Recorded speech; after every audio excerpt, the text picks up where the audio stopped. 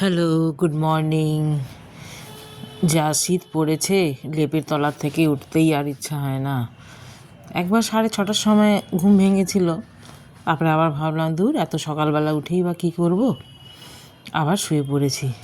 যখন ঘুম ভাঙলো তখন দেখি 9:15 বাজে।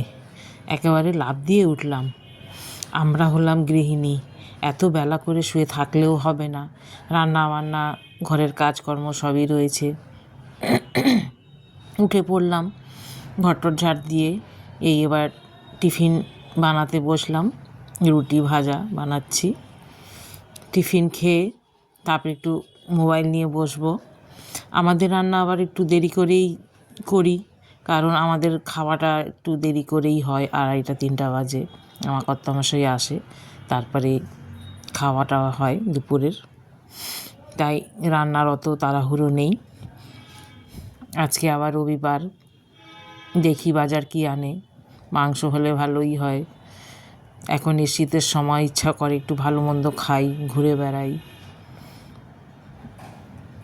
আর কি হবে, এইভাবেই এক একটা দিন কাটছে। পুরনো বছর যাচ্ছে, নতুন বছর আসছে, আর আমাদের বয়সের ধাপও এক এক করে বাড়ছে। এভাবেই দিনগুলো কাটছে।